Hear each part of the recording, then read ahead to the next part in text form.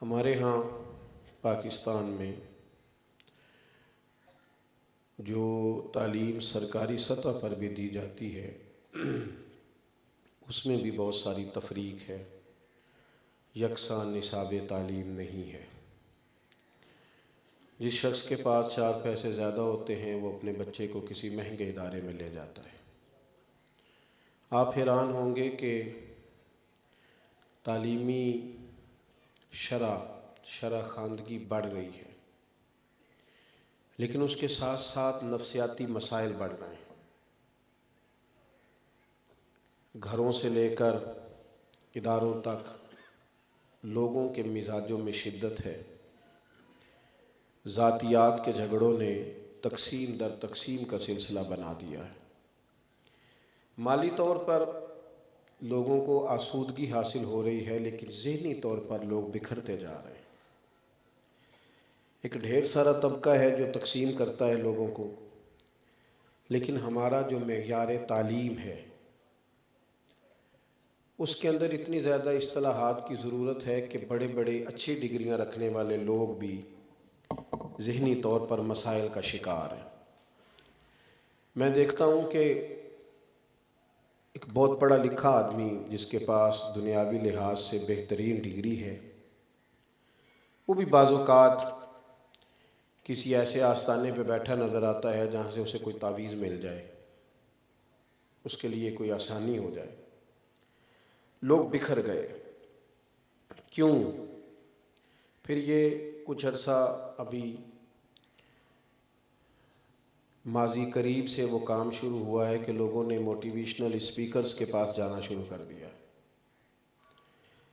وہ بھی کچھ نہیں ہے، زیادہ تر وقتی طور پر جس طرح آپ اچھا شعر سن کر اور کوئی اچھی بات سن کر اپنی طبیعت کو تسلی دیتے ہیں، اس طرح وہاں بھی کچھ دیر نوجوان بیٹھتے ہیں اور وقتی طور پر اپنے آپ کو تسلی دے کے لوٹ آتے ہیں۔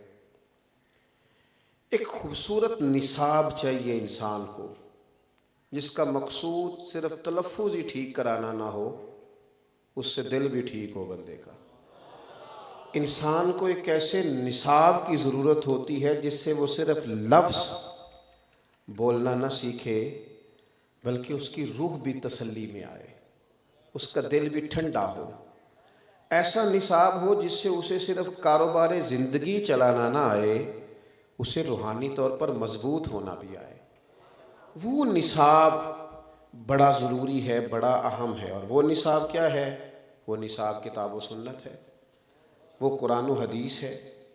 ہمیں اس طرح کیا گیا ہے کہ مذہبی لوگوں کو، مذہبی اداروں کو ماحول اس طرح کا بنا کے دیا گیا، مزاج اس طرح کا بنایا گیا کہ لوگ تیزی سے دینی اداروں سے دور ہوئے۔ پھر کوئی ایسا سٹیٹس نہیں دیا گیا بظاہر معاشرے میں۔ اللہ تعالیٰ نے علماء کو بڑی عزتوں سے نوازا۔ یہ دنیا کے وہ واحد لوگ ہیں جو ابھی کوئی ڈگری حاصل نہیں کرتے، پہلے دن گھر سے نکلتے ہیں، پہلے دن ابھی الف با تا سا پہلی تختی بھی نہیں پڑی، پہلے دن نکلتے ہیں تو رب کے فرشتے پیروں کے نیچے پر بچھا دیتے ہیں۔ لیکن اگر ان کو اعزاز دیا جائے تو یہ جو تعلیم ہے نا کتاب و سنت کی، یہ انسان سے بات کرتی ہے، یہ ہمارے ساتھ گفتگو کرتی ہے۔ کتاب و سنت کو اگر اس لیے پڑھا جائے نا کہ ہم نے اپنی تربیت کرنی ہے، ہم نے اس سے اپنے لیے چیزیں اخذ کرنی ہے، اگر اس لیے پڑھا جائے، بس جی اپنا اٹھیے گا پیسے دینے کے لیے، اتنے بڑے نے، میں تو فجر سے پہلے اٹھ گیا تھا آج 5 بجے، بس کچھ باتیں کہنی نہیں چاہیے، کہنے سے وہ چیزیں محدود ہو جاتی ہیں۔ سنا تھا کہ آستانہ یار دور ہے، پر ہم نے بھی ٹھان لی تھی کہ جانا ضرور ہے، ضرور کر کے جانا ہے۔ کہنا نہیں چاہتا تھا، لیکن آپ مہربانی کریں، پیسوں کے لیے تھوڑے آئے ہیں، اللہ آپ کو جزائے خیر دے، کسی محبت کو نبھانے کے لیے آئے ہیں۔ اللہ تعالیٰ کچھ لوگوں کو ہمیشہ اپنی رحمت کے گہرے سایوں میں رکھے، اور اللہ تبارک و تعالیٰ ان سے مسلک کی عقیدے کی خدمات ہمیشہ لیتا رہے۔ آپ حضرات میری بات پر توجہ فرمائیں۔ دوستو، اگر تھوڑا سا غور کیا جائے تو جو کتاب و سنت ہے، پہلی بات تو یہ ہے کہ ایسا نصاب ہے جو انمول ہے، جس کا کوئی جواب، انمول نصاب۔ دنیا میں جتنے لوگ بھی لوگوں کی تربیت کرتے ہیں، مصلح بنتے ہیں، کوئی خدمات سر انجام دیتے ہیں، وہ جب سوسائٹی دیکھ کر دانشور ہونے کا دعویٰ کر کے لوگوں کو سمجھاتے ہیں تو اکثر ناقص باتیں کرتے ہیں، کمزور باتیں کرتے ہیں۔ دنیا میں مضبوط ترین بات اور پکی بات اگر کرتے ہیں تو اللہ کے رسول کرتے ہیں۔ کیوں؟ اس لیے کہ ان کی جو تعلیمات ہوتی ہیں وہ وحی کے ساتھ ہوتی ہیں۔ تو ایک مضبوط بات جس کی ضرورت ہوتی ہے، قرآن مجید ایسی مضبوط چیز ہے کہ جس کا دنیا میں کوئی جواب نہیں۔ اور یہ چیلنج قرآن مجید نے قیامت تک کے لیے دیا لوگوں کو۔ ہم چونکہ تقریریں روز سنتے ہیں نا، اور جمعے والے دن مفت سنتے ہیں، کون سا موٹیویشنل اسپیکر ہے جو کہے گا کہ قریب سیٹ لینی ہے تو 10,000 کی، اور تھوڑا پیچھے ہے تو 8 کی، اس سے پیچھے ہے تو 5 کی۔ مولانا تو بیچارے صرف اتنا کہتے ہیں کہ تم کچھ نہ لے کے آنا، ذرا جلدی آ جانا بس، لیکن لوگ توجہ نہیں کرتے۔ اگر آپ غور کریں تو قرآن مجید کا جو چیلنج ہے اس کو اگر سمجھیں، قرآن مجید نے کہا، جب کفار مکہ نے کہا کہ آپ تو اپنے پاس سے آیات بنا بنا کے لاتے ہیں معاذ اللہ، تو اللہ تعالیٰ نے کہا چونکہ اہل عرب جو تھے انہیں اپنی زبان دانی پر بڑا ناز تھا، وہ تو دوسروں کو اجمی کہتے تھے، گونگا سمجھتے تھے ساری دنیا کو، شعر و سخن کے ساتھ جو ان کا ذوق تھا، ان سے کہا گیا کہ اگر تم سمجھتے ہو کہ قرآن مجید کسی انسان کا بنایا ہوا ہے تو چلو تم بھی کوئی ایک آیت بناؤ اس طرح کی۔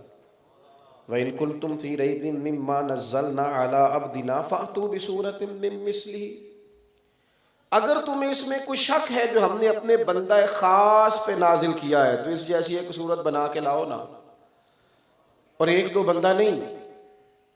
وَادْعُوا شُهَدَاءَكُم مِّن دُونِ اللَّهِ إِن كُنتُمْ صَادِقِينَ، جتنے تمہارے حمایتی ہیں سب کو اکٹھا کر لو اگر تم سچے ہو تو، اللہ اور اللہ والوں کو چھوڑ کر سب اکٹھے ہو جاؤ اگر تم سچے ہو۔ پھر خود ہی کہہ دیا فَإِن لَمْ تَفْعَلُوا، اگر تم ایسا نہ کر سکے، وَلَن تَفْعَلُوا، اور تم کر سکتے بھی نہیں، فَاتَّقُوا النَّارَ الَّتِي وَقُودُهَا النَّاسُ وَالْحِجَارَةُ، پھر اس آگ سے ڈرو جس کا ایندھن آدمی اور پتھر ہے۔ عزیز دوستو، قرآن مجید کا مقابلہ کوئی کر سکا؟ اگر کفار مکہ کے پاس قرآن مجید کے چیلنج کا جواب ہوتا تو وہ اس طرح کی کوئی آیت لے کے آتے، کوئی صورت لے کے آتے؟ بدر میں تلواریں لے کے تو نہ آتے، تلواریں اٹھائیں تب تھی جب ان کے پاس دلیل کا جواب نہیں تھا۔ قرآن مجید فرقان حمید اللہ تعالیٰ کی وہ لا ریب کتاب ہے کہ قرآن مجید کے ساتھ جب انسان کا تعلق ہو جاتا ہے، جب قرآن مجید کے ساتھ انسان کی وابستگی ہو جاتی ہے، جب اس کے ساتھ انسان پوری طرح جڑ جاتا ہے، تو پھر ایک خاص محبت انسان کو جو اس سے ہوتی ہے تو پھر تربیت ہونے لگتی ہے انسان کی۔ انسان کے دل پر لگے ہوئے جتنے میل کچیل ہوتے ہیں قرآن مجید کی برکت سے وہ سارے دھلنے شروع ہو جاتے ہیں۔ انسان اپنے آپ کو اللہ تعالیٰ کے قریب محسوس کرتا ہے۔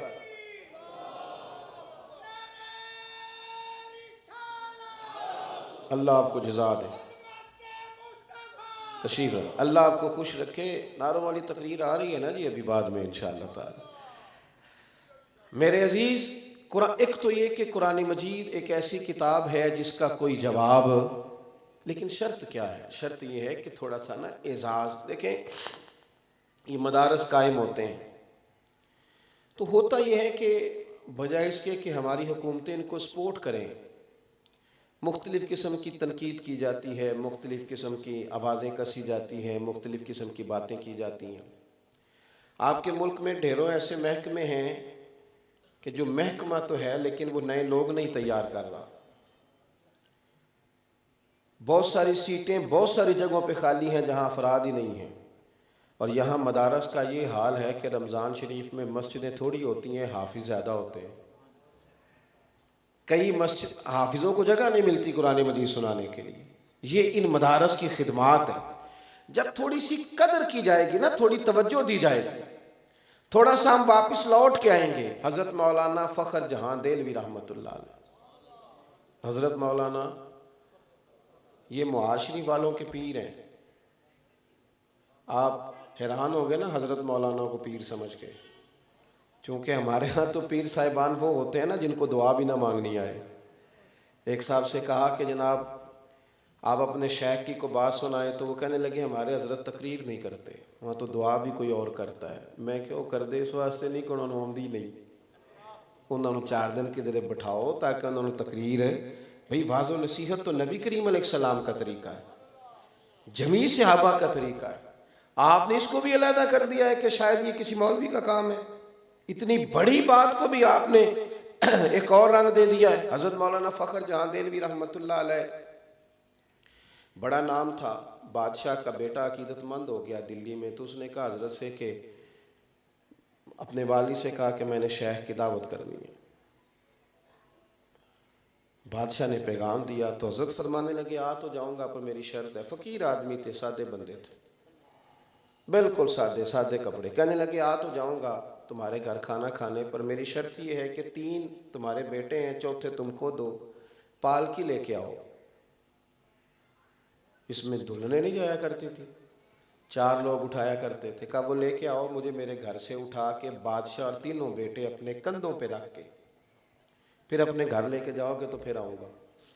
دیکھو کتنی تگڑی شرط ہے۔ بادشاہ تک پیغام پہنچا تو وہ بھی حیران ہو گیا کہ اس مزاج کا آدمی تو نہیں، لیکن اتنی سخت شرط رکھ دی کہ جناب کوئی آفیسر نہیں، وزیر نہیں، بڑے لوگ نہیں، بادشاہ خود 3 اس کے بیٹے وہ آئیں اور کندھوں پہ اٹھا کے لے جائیں۔ اس طرح کا مزاج تو نہیں ہے، درویش آدمی ہے، لیکن فرمایا لاؤ سب کو پھر جاؤں گا۔ وہ بالآخر بادشاہ شرط مان گیا، لیکن دل میں بات رہ گئی۔ آئے وہ دلی کے ایک کونے میں حضرت کا گھر تھا، ایک کونے میں بادشاہ کا محل تھا، چاروں نے کندھوں پہ اٹھایا اور لے گئے، جا کے کھانا کھلایا، پھر کندھوں پہ بٹھایا، واپس چھوڑ کے گئے۔ 1-2 مہینے کے بعد خود ہی چھڑی پکڑی حضرت شیخ نے اور بادشاہ کے گھر چلے گئے۔ السلام علیکم، کیسی طبیعت ہے؟ تو بادشاہ کہنے لگا مولانا عجیب آدمی ہونا، جب کہا تھا آؤ تو تب کہا تھا 4 بندے آئیں اور وہ بھی آپ لوگ خود ہوں اور پھر اٹھا کے لے جائیں، تو آج بغیر بتائی آ گئے ہو۔ تو حضرت فرمانے لگے اللہ کی قسم مجھے کوئی شوق نہیں تیرے کندھوں پہ چڑھنے کا، مجھے کوئی شوق نہیں تجھ سے اعزاز مانگنے کا، ایک ذرہ بھی میرے اندر نہیں ہے کہ مجھے اعزاز دیا جائے۔ دیکھو نا میں اکیلا آ گیا ہوں، مجھے کوئی اس سے غرض نہیں، بے نیاز لوگ ہیں، اسی کسے دے کچھ بھی نہیں لگ دے، نہ کوئی ساڈا دردی تے اٹھ بلیا چل اتھے وسیے جتھے وس دے سارے انے، نہ کوئی ساڈی ذات پچھانے نہ کوئی سانو منے، وہ ضرورت نہیں ان چیزوں کی۔ تو کہا پھر حضرت وجہ کیا تھی؟ فرمانے لگے جس دن تو مجھے کندھوں پہ اٹھا کے لایا ہے نا، وہ دن اور آج کا دن میرے مدرسے کے دروازے پہ طالب علموں کا تاندا بندھا ہوا ہے، داخلے کو جگہ نہیں مل رہی۔ لوگ کہہ رہے ہیں اگر علم کا یہ اعزاز ہے تو ہم سب نے اپنے بچے مدارس میں داخل کرانے ہیں۔ مجھے شوق نہیں تھا، لیکن تو دیکھ کس طرح لوگوں کی رغبت ہوئی ہے جب ہم تھوڑا سا نا سپورٹ کریں گے نا علم کو، جب تھوڑا سا سپورٹ کریں گے۔ ہم نے مسجد کو سپورٹ کیا ہے، مدارس کو بھی سپورٹ کیا ہے، لیکن مسجد اور مدرسے چلانے والے عالم کو سپورٹ نہیں کیا۔ مسجد میں چندہ دے دیا، مدرسے میں چندہ دے دیا، اینٹوں کی ضرورت ہوئی دے دی، لیکن جو درجہ جو اہمیت اس شخص کو دینی چاہیے تھی جو وہاں موجود ہے، جس اعزاز کا وہ مستحق تھا، اگر وہ اعزاز ملتا تو پھر فروغ علم کے اندر زیادہ قوت آتی۔ ایک تو یہ کہ قرآن مجید انمول ہے، ہمیں اس کو سمجھ لینا چاہیے، اور دوسرا یہ کہ جو اس کو پڑھانے والے ہیں، پڑھنے والے ہیں، ان کا جب اعزاز، آج آپ دیکھ لیں کسی سے کہا جائے نا جناب وہ مولانا درس نظامی پڑھے ہوئے ہیں، تو کہتے ہیں نہیں وہ تو ٹھیک ہے، پڑھے کتنا ہے؟ کہتے ہیں وہ فاضل ہے درس نظامی، کہتے ہیں نہیں وہ تو ٹھیک ہے، تعلیم کتنی ہے؟ میں نے کہا یہ کہہ رہا ہے کہ بتاؤ بی اے کیا ہے کہ نہیں، چاہے بیچارے نے 3 سیپلیوں میں کیا ہو، چاہے اوپن یونیورسٹی میں نا کسی سے لکھوا کے کیا ہو، لیکن وہ دنیاوی ڈگری ہو تو لوگ سمجھتے ہیں پڑھا لکھا آدمی، 2-4 لفظ ساتھ اور لگ جائے نا، ڈاکٹر صاحب ہیں، پروفیسر صاحب ہیں، تو لوگ سمجھتے ہیں شاید یہ کوئی آگے کی بات ہے۔ لیکن میں اپنے طلباء سے بھی مدرسے میں کہتا رہتا ہوں کہ تم کسی کمزوری کا شکار نہ ہونا۔ مجھے مولانا عطاء المصطفیٰ جمیل صاحب ملے تو میں نے ان سے کہا کہ دادا اعلیٰ حضرت کے خلیفہ تھے، والد صاحب بھی بڑے عالم تھے، تو کوئی خاص بات؟ تو فرمانے لگے میرے دادا جی اور میرے والد صاحب مجھے کہا کرتے تھے پتر اسی مولویاں تے جدی پشتی مولویاں اس گل نو شرم والا نہیں بنانا. یہ کوئی مولوی آکھے تو آکھنا ہے الحمدللہ مولوی ہے. اس سے پریشان نہیں ہونا. اگر بندہ کمزوری دکھائے تو پھر وہ اس احساس کا شکار ہو جاتا ہے. تیسری بات آپ کی خدمت میں یہ عرض کرنی ہے کہ کتاب و سنت سے اگر ہم اپنی روزمرہ زندگی میں اسباق لیں گے. دیکھیں یورپ میں ایک نیا کورس شروع کرایا گیا ہے. بچے ہو جاتے ہیں تنہائی کے عادی, اکیلے رہنے کے شوقین. بیٹھ جاؤ, اکیلے رہنے کے شوقین ہو جاتے ہیں. اور آج کل تو خیر تنہائی ہمارے بچوں میں بھی بہت زیادہ ہے, چونکہ جو آدمی موبائل پہ زیادہ وقت گزارتا ہے وہ اکیلے میں بیٹھنا چاہتا ہے. اس نے اپنی مرضی کی چیزیں دیکھنی ہے, خدا نخواستہ کیا کیا دیکھنا ہے. تنہائی پسند ہے ڈھیر سارے لوگ. تو وہاں لوگ ہو گئے تنہائی پسند. اب وہ کیا کرتے ہیں, جب ان کا بچہ یا بچی شادی کے قابل ہوتے ہیں تو وہ لے کے جاتے ہیں کہیں, اسے سیشن کرائے جاتے ہیں 4-5. اسے سمجھانے والا قائل کرتا ہے کہ نے زندگی اکیلے گزاری ہے, اب تمہارے ساتھ کسی اور نے بھی ہونا ہے. پہلے اسے قائل کیا جاتا ہے تاکہ کسی کو برداشت کر سکے. اس پر بڑے بڑے دانشور کلام کرتے ہیں, سمجھایا جاتا ہے.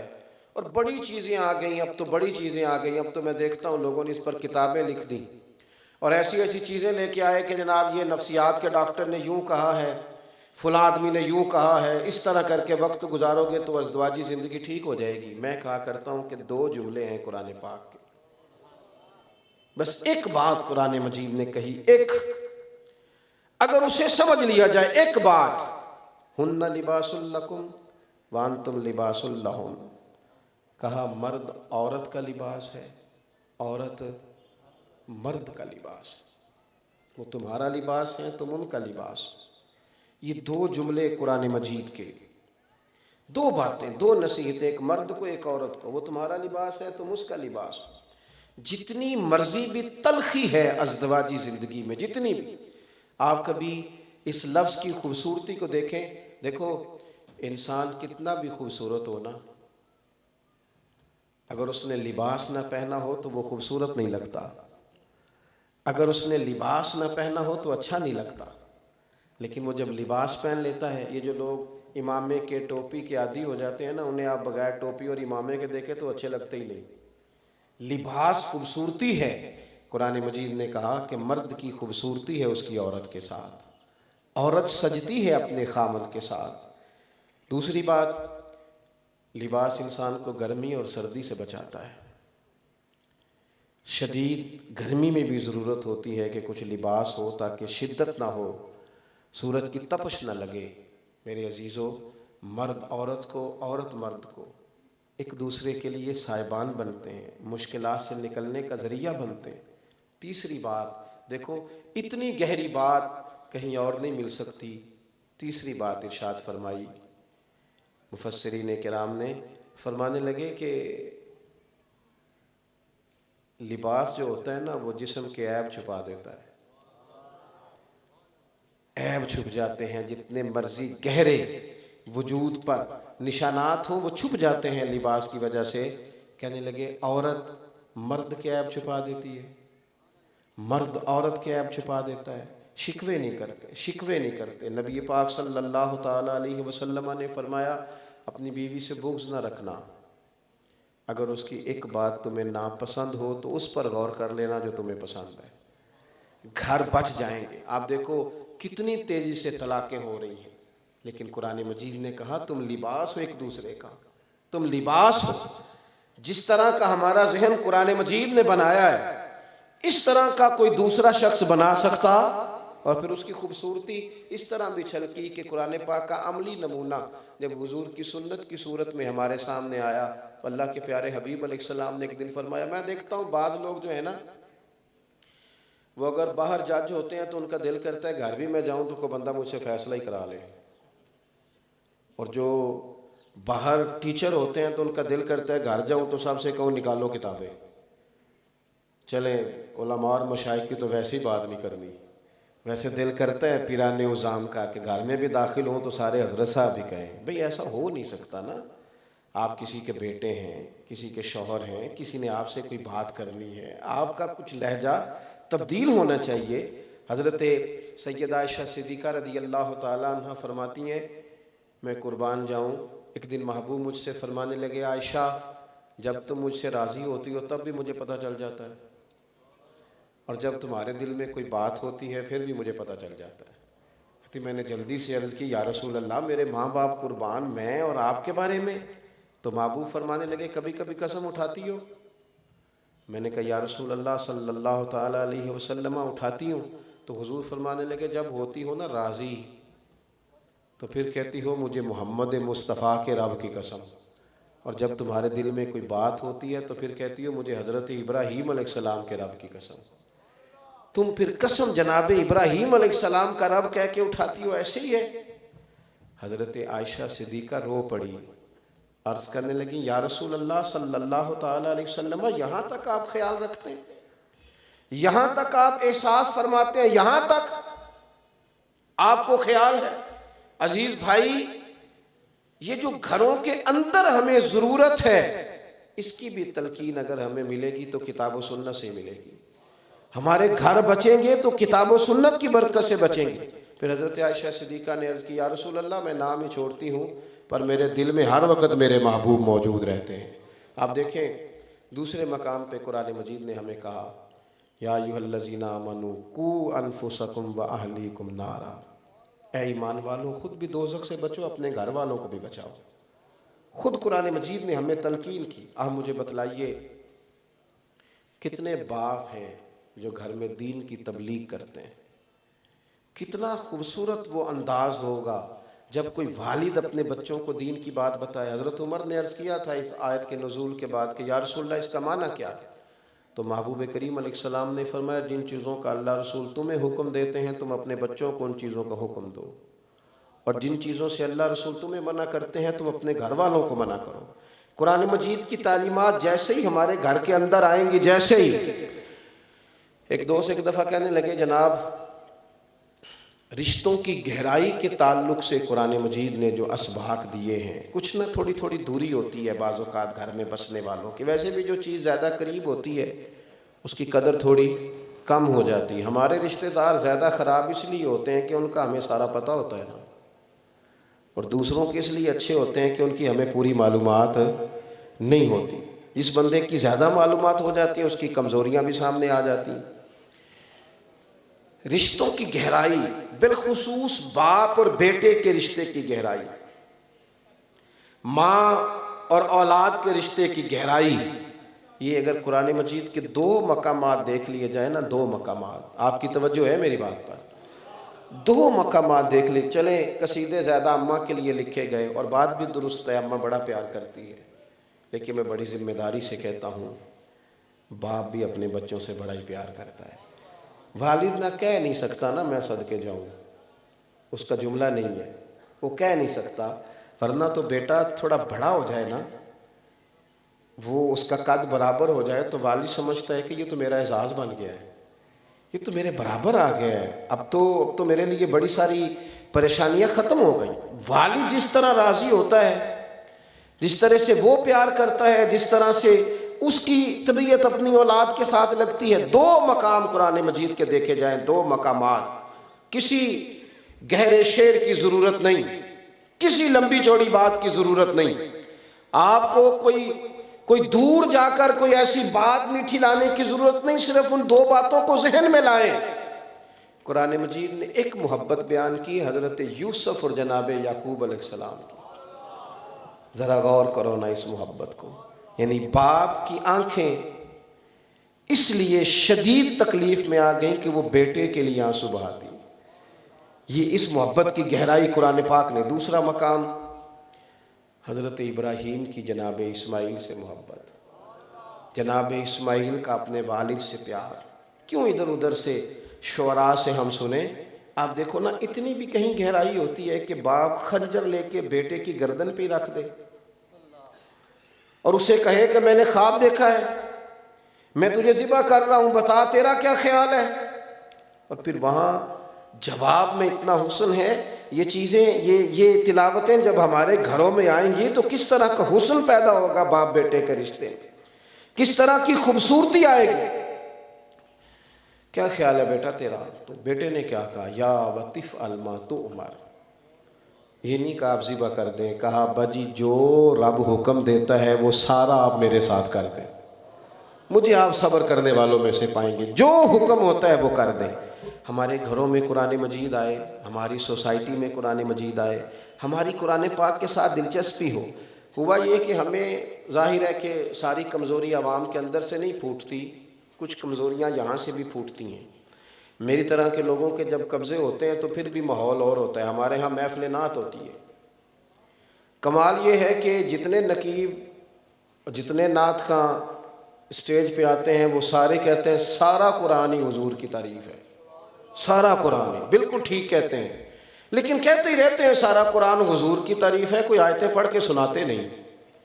بھئی آپ جب کہہ رہے ہیں سارا قرآن ہی حضور کی تعریف ہے تو پڑھو نہ کہیں سے، پڑھ کیوں نہیں رہے؟ شوق کا پیدا کیا لوگوں کے دلوں میں نعتوں کا۔ اب بعض جگہوں پہ تکلیف ہے کہ اس ماحول میں بعض قباحتیں آ گئی ہیں، لیکن شروع کس نے کیا؟ اس کو دوام کس نے دیا؟ اللہ کرے کہ مجمع سے جب یہ پرچیاں نکلتی ہیں کہ جناب فلاں نعت سنائی جائے، فلاں نعت سنائی جائے، اللہ کرے نا کہ پرچیاں مجمع سے آیا کریں کہ ہمیں سورہ رحمان سنائی جائے، پرچی آئے نا کہ ہمیں تلاوت کر کے سنائی جائے سورہ یاسین کی، ہمیں قرآن مجید کا فلاں مقام سنایا جائے۔ یہ کب ہوگا؟ جب یہ شوق پیدا کیا جائے گا، جب یہ طبیعت لگائی جائے گی۔ ضروری نہیں سارے لوگ ہی بڑا عمدہ قرآن مجید پڑھے۔ حضرت فاروق اعظم کہا کرتے تھے کہ بھئی ابی بن کعب زیادہ اچھا پڑھتے ہیں لہذا تراویح یہ پڑھائیں گے۔ حضرت ابو موسیٰ اشعری رضی اللہ تعالیٰ عنہ خوبصورت قرآن مجید پڑھتے، خوبصورت۔ سیدنا عمر کی ملاقات ہوتی تو حضرت عمر کہتے ابو موسیٰ ذرا مجھے میرے رب کی یاد تو دلا دے۔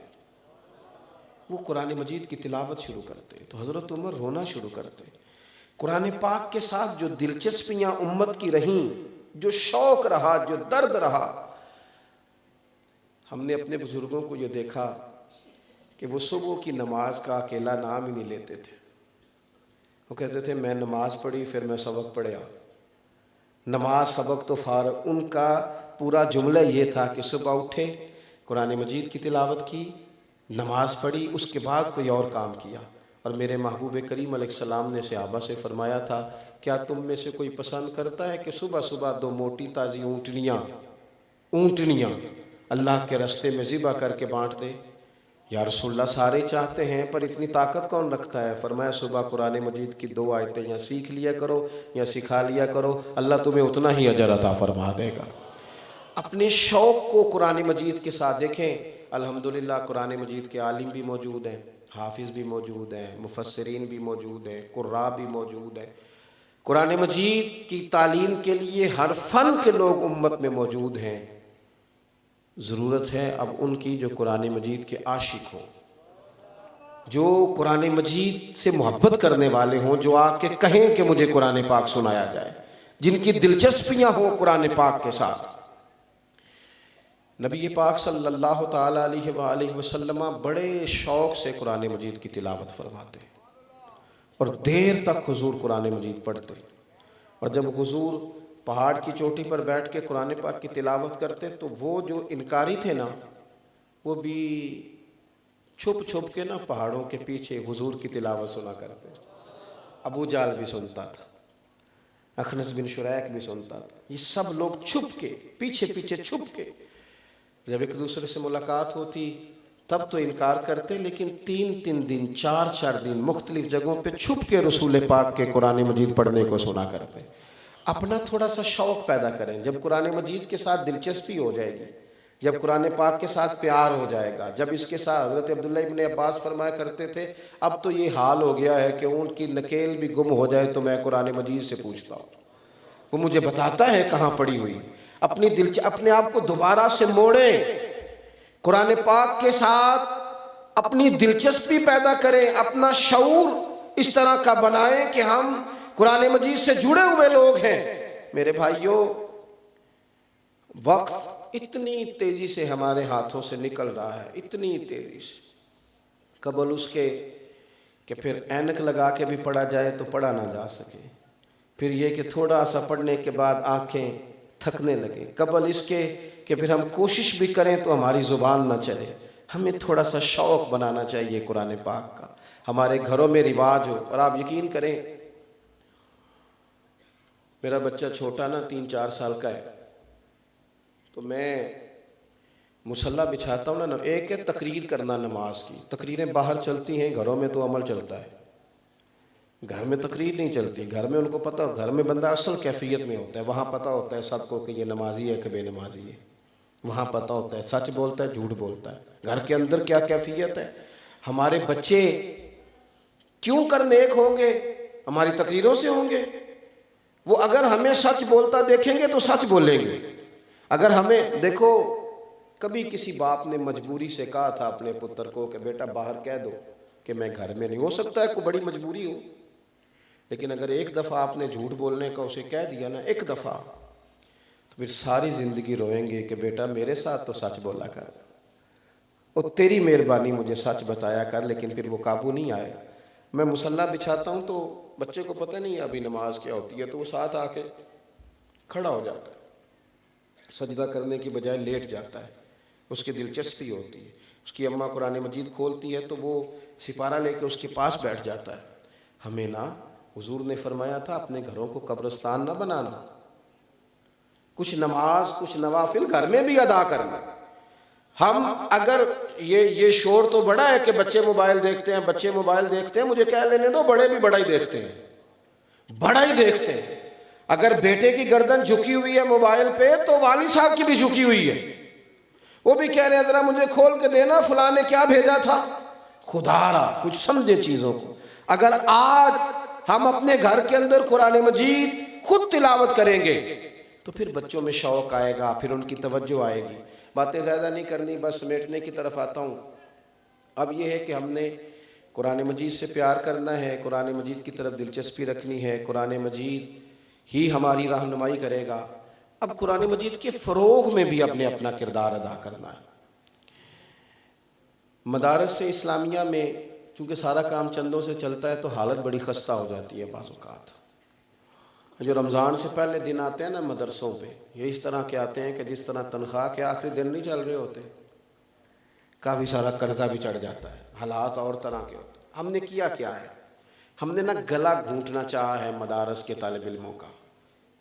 میں نے اپنے مدرسے میں زور دیا ہے اس بات پہ کہ ان کو 15 دن کے بعد نا برگر بھی کھلاؤ، فاسٹ فوڈ بھی کھلاؤ، کبھی کبھی نا ان کو طالب علموں کو، کیوں بھلا اب سارے لوگوں کے بچے کھاتے ہیں نا، تو ان کا گلا گھونٹنے کا کیا مقصد ہے جی؟ آپ نہیں کھائیں۔ میں ایک دن نکل رہا تھا کسی پروگرام کے لیے تو ایک صاحب آ گئے، کہنے لگے ہمارا فلاں جگہ پہ میرج حال ہے، تو ہم نے جناب بارات کا کھانا پکایا تھا، تو وہ کافی سارا کھانا بچ گیا ہے، تو ملازموں کو بھی کھلایا ہے تو پھر بھی بچ گیا ہے، تو وہاں پڑی ہیں ابھی 2 دیگیں، تو کسی کو بھیجیں جا کے لے آئے۔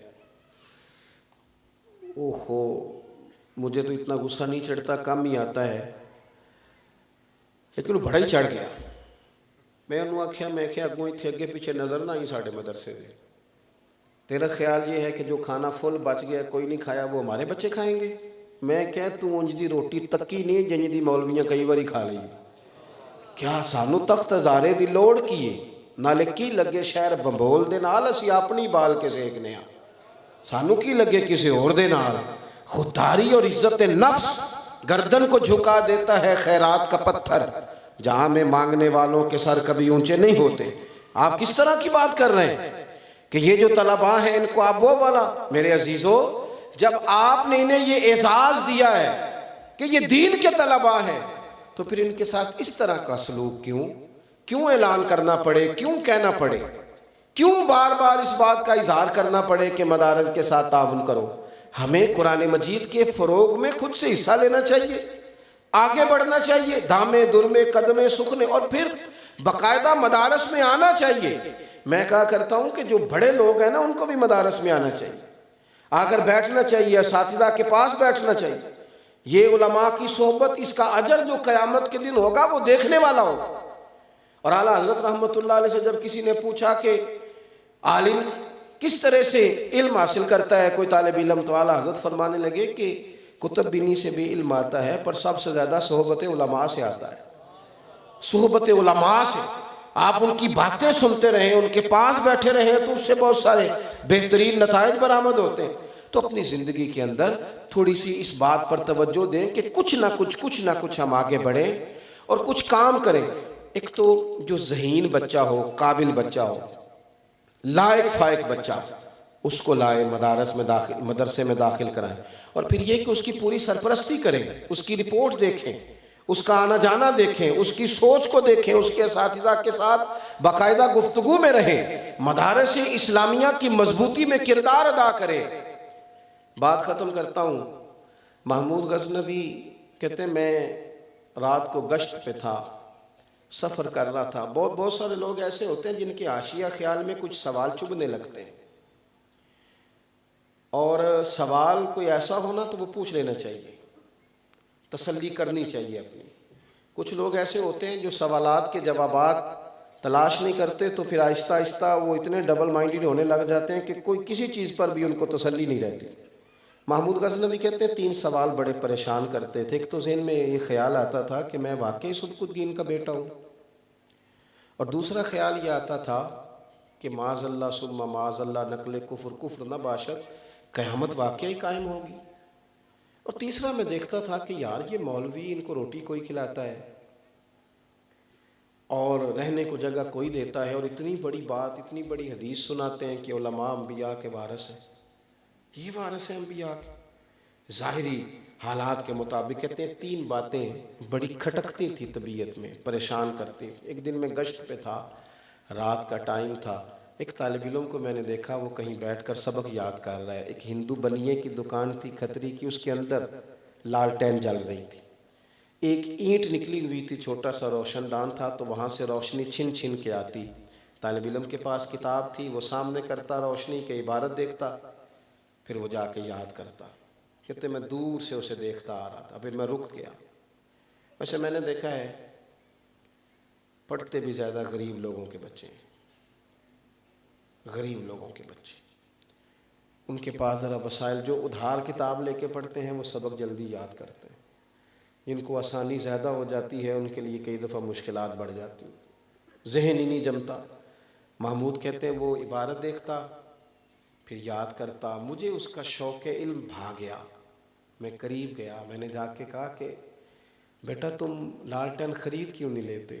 تو کہتے اس نے چمکتی آنکھوں سے میری طرف دیکھا، کہنے لگا میں اتنی وسعت نہیں رکھتا، گنجائش نہیں ہے۔ اور پھر وہ تیزی سے قدم بڑھا کے آگے جانے لگا، تو میں نے بازو تھام کے کہا بیٹا اگر تم اجازت دو تو ایک لالٹین کا بندوبست میں کرتا ہوں، ان 2 لوگوں کی ذمہ لگاتا ہوں، جب تیل ختم ہوگا تمہیں تیل پہنچائیں گے۔ کہتے ہیں اس نے حامی بھی بھری اور بہت زیادہ نہیں، ہلکے لفظوں میں جزاک اللہ کہا۔ طالب علم رخصت ہو گیا۔ محمود کہتے ہیں پہلے بھی میں سویا کرتا تھا، پر جتنی اچھی نیند آ جائی نا، عشاء پڑھ کے میں جیسے ہی لیٹا، اتنی خوبصورت نیند، اتنا دل کو سکون۔ ایک نیکی ہوتی ہے اشتہار چھپوانے کے لیے، نام لکھوانے کے لیے، ایک ہوتی ہے اللہ کو راضی کرنے کے لیے۔ یہ جو نیکی دل کو سکون دیتی ہے وہی ہوتی ہے جو نیکی فقط اللہ کی رضا کے لیے کی جائے۔ کہتے ہیں میں لیٹ گیا، مجھے کیا خبر تھی کہ میرے آج نصیب کھل جائیں گے۔ چر ہویا مینوں ترلے لیندیاں، کدی موڑ میرے ولواگاں، خواب میری وچ ایک وار جے آویں میں ساری عمر نہ جاگاں۔